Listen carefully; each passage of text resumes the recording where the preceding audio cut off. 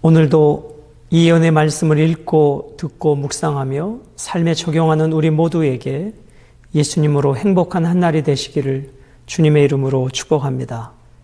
오늘 함께 묵상하실 본문은 예레미야 42장 13절로 22절의 말씀입니다.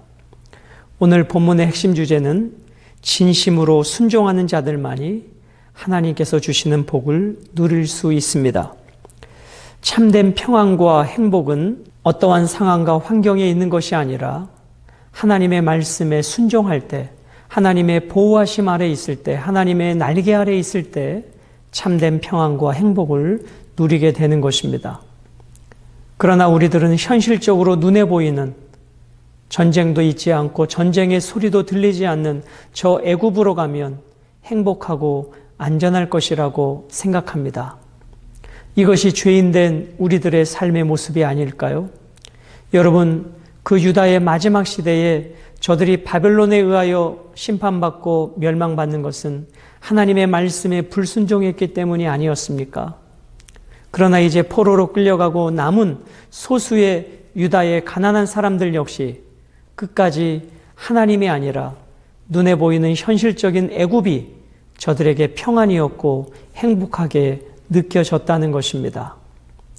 그러므로 오늘 여러분과 제가 이 말씀을 함께 대하면서 나는 눈에 보이는 현실적인 것을 선택할 것인가?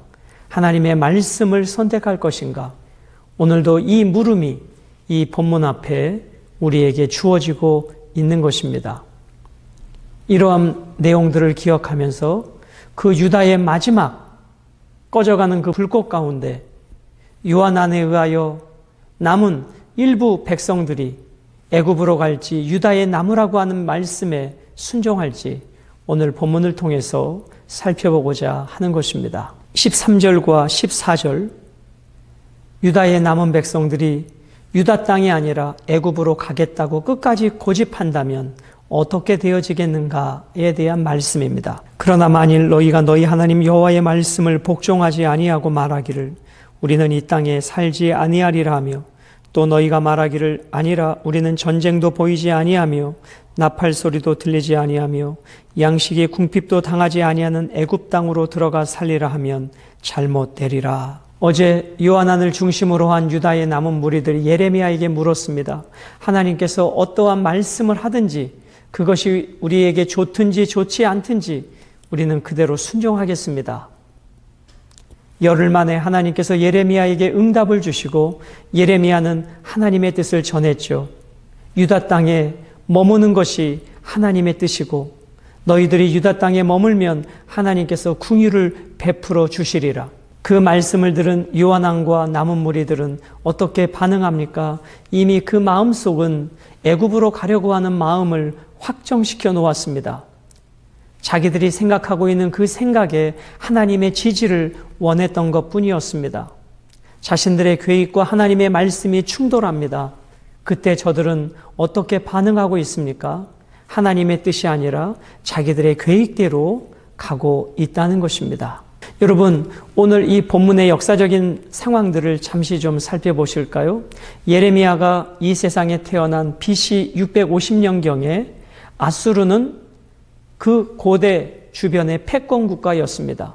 애굽은 힘이 빠진, 이빨 빠진 호랑이였습니다.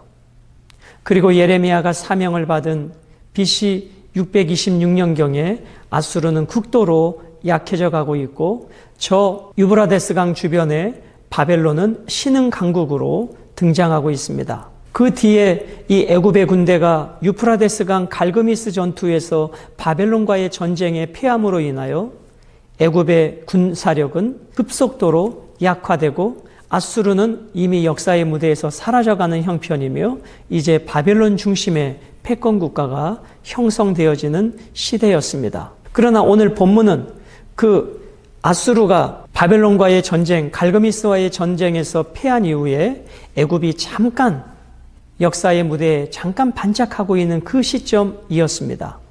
꺼져가는 상황이었지만 그래도 아직 힘이 있는 그 애굽으로 유다의 남은 백성들은 가기를 원하였습니다. 이유가 무엇이었죠? 느부갓네살이 세운 그다랴라고 하는 유다의 총독을 이스마엘이 죽였기에, 즉 유다 사람이 죽였기에 바벨론의 보복이 두려워 유다에 머물 수 없었던 것이었습니다. 자, 그런 상황에서 이 요한안을 중심으로 한 유다의 남은 무리들은 우리는 유다에 살 수 없고 애굽으로 가야 될 것이라고 마음을 먹었던 것입니다. 이미 유다는 하나님 앞에 우상 숭배와 삶에 만연된 불순종으로 칼과 기근과 전염병으로 살 수 없는 황폐한 땅이 되어버렸습니다. 그러나 유다의 남은 무리가 애굽으로 가게 될 때 하나님의 심판의 도구인 칼과 기근과 전염병들이 그 애굽을 추격하여 애굽까지 가서 저들을 심판하실 것을 경고해 주고 계신 것입니다. 자, 14절에 보면 그 당시 애굽은 어떤 상황입니까? 전쟁도 보이지 아니하고 전쟁의 신호, 나팔 소리도 들리지 아니하고 유다는 먹을 것도 없지만 애굽은 양식도 풍부하고 그래서 우리가 애굽으로 가면 살 것이다. 그것이 그들의 계획이었고 그들의 결심이었습니다. 그러나 하나님은 말씀하십니다. 눈에 보이는 그 현실을 따라가면 잘못될 것이다. 15절부터 17절까지는 불순종할 경우에 주어질 심판에 대하여 말씀하십니다. 15절 너희 유다의 남은 자여 이제 여호와의 말씀을 들으라. 유다의 남은 자, 요한안을 중심으로 한 대부분 가난한 사회적 빈민들 그들에게 말씀하십니다. 만군의 여호와 이스라엘의 하나님께서 이와 같이 말씀하시되 너희가 만일 애굽에 들어가서 거기에 살기로 고집하면 무슨 의미입니까? 자기 자신이 정한 방향을 끝까지 바꾸지 않는다면 하나님께서는 유다의 남기를 원하셨고 그렇게 알려주셨지만 끝까지 자기의 고집대로 자기가 원하는 방향으로 애굽으로 간다면 그런 의미죠. 16절 너희가 두려워하는 칼이 애굽 땅으로 따라가서 너희에게 미칠 것이요 너희가 두려워하는 기근이 애굽으로 급히 따라가서 너희에게 임하리니 너희가 거기에서 죽을 것이라. 너희는 지금 기근이 두렵고 전쟁이 두렵고 빈곤이 두려워 애굽으로 가지만 너희들이 불순종하여 애굽으로 간다면 너희들이 두려워하는 그 기근과 너희들이 두려워하는 하나님의 그 심판이 너희를 추격하여 너희에게 임하게 될 것이다 라고 말씀합니다. 17절 무릇 애굽으로 들어가서 거기에 머물러 살기로 고집하는 모든 사람은 이와 같이 되리니 곧 칼과 기근과 전염병에 죽을 것인즉 내가 그들에게 내리는 재난을 벗어나서 남을 자 없으리라.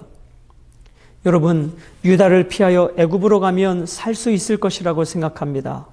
이것이 인간의 생각입니다. 그러나 하나님 앞에 불순종하여 애굽에 가게 되면 하나님께서는 유다에게 내린 칼과 기근과 전염병처럼 애굽으로 가는 저들을 추격하여 그곳에 칼과 기근과 전염병의 재앙과 재난을 내려 한 사람도 살 수 없음을 경고해 주고 있는 것입니다. 그렇습니다, 여러분. 하나님이 역사의 주권자시기에 하나님의 시선을 피하여 살 수 있는 곳은 이 땅에 없습니다. 오직 우리가 사는 길은 눈에 보이는 현실적 도움이 아니라 전능하신 하나님의 말씀에 순종하는 것만이 우리가 살 길이라는 것입니다. 18절로 22절은 불순종을 예견하는 여호와의 말씀입니다. 만군의 여호와 이스라엘의 하나님께서 이와 같이 말씀하시되 나의 노여움과 분을 예루살렘 주민에게 부은 것 같이 너희가 애굽에 이를 때에 나의 분을 너희에게 부으리니 너희가 가증함과 놀램과 저주와 치욕거리가 될 것이라. 너희가 다시는 이 땅을 보지 못하리라 하시도다. 너희가 내 말에 불순종하여 애굽으로 가게 되면 너희들은 가증함과 놀램과 저주와 치욕거리가 될 것이라고 말씀합니다. 그리고 다시는 이 유다 땅을 보지 못하리라. 즉 애굽에서 죽임을 당하리라 말씀하십니다. 19절 유다의 남은 자들아 여호와께서 너희를 두고 하신 말씀에 너희는 애굽으로 가지 말라 하셨고 나도 오늘 너희에게 경고한 것을 너희는 분명히 알라. 너희가 나를 너희 하나님 여호와께 보내며 이르기를 우리를 위하여 우리 하나님 여호와께 기도하고 우리 하나님 여호와께서 말씀하신 대로 우리에게 전하라. 우리가 그대로 행하리라 하여 너희 마음을 속였느니라. 무슨 말씀입니까? 하나님이 어떤 말씀을 하시든지 그대로 순종하겠습니다. 입술로 그렇게 다짐했지만 이미 저들의 마음은 애굽으로 가기로 결정했다는 것입니다. 그렇게 해놓고 하나님 앞에 순종하겠다라고 말하는 저들의 마음은 고집스러운 마음이고 하나님 앞에 마음을 속인 마음이라는 것입니다. 너희 하나님 여호와께서 나를 보내사 너희에게 명하신 말씀을 내가 오늘 너희에게 전하였어도 너희가 너희 하나님 여호와의 목소리를 도무지 순종하지 아니하였은즉 너희가 가서 머물려고 하는 곳에서 칼과 기근과 전염병에 죽을 줄 분명히 알지니라 말씀하십니다. 사랑하는 여러분, 우리가 구해야 할 것은 눈에 보이는 안전, 눈에 보이는 평안이 아니라 하나님을 구해야 합니다. 하나님의 품이 가장 안전한 곳입니다. 여러분, 우리는 역사 가운데 이 교훈을 분명히 보고 듣고 배워야 합니다. 오늘 유다가 하나님 앞에 불순종함으로 바벨론의 포로로 끌려가는 그 현실, 그 상황에 겨우 살아남은 이 소수의 사람들조차도 결국은 하나님의 말씀이 아니라 눈에 보이는 애굽, 양식 있는 애굽, 전쟁의 위험이 없는 애굽을 향하여 가고 있더라는 것입니다. 그런 저들에게 하나님은 경고하십니다. 너희가 유다를 떠나 애굽으로 가면 그곳에 칼과 기근과 전염병, 너희가 그토록 두려워하는 그것이 임하여 다시는 유다 땅으로 돌아오지 못하고 죽임을 당하게 될 것이라고 말입니다. 그렇습니다, 여러분. 오늘 우리는 이 말씀을 통해서 역사의 주권자가 누구신가? 애굽이 아니라 하나님이십니다. 누가 나의 도움이신가? 애굽이 아니라 하나님이십니다. 그러므로 우리는 눈에 보이는 현실적 도움을 하나님보다 우선해서는 안 되는 것입니다. 하나님께서 역사의 흐름을 알고 말씀하신 것이 아니라 하나님께서 역사의 주권자이시기 때문에 하나님의 뜻대로 역사가 움직여지기 때문입니다. 그러므로 우리는 하나님의 이 경고의 말씀을 들어야 합니다. 애굽에 가면 살 것 같고 애굽에 가면 행복할 것 같지만 결국 하나님 안에 있을 때 하나님의 백성은 행복하고 안전하게 될 것입니다. 오늘도 우리는 끊임없이 이 선택에 놓여져 있습니다. 눈에 보이는 애굽을 의지할 것인가? 하나님의 말씀을 의지할 것인가? 오늘 여러분과 제가 이 말씀을 묵상하면서 하나님이 주신 영적 분별력으로 눈에 보이는 현실, 상황의 논리에 따라 살지 아니하고 어떤 상황, 모든 환경에서 하나님의 말씀으로 살아가는 우리 모든 교우들이 되시기를 주님의 이름으로 축복합니다.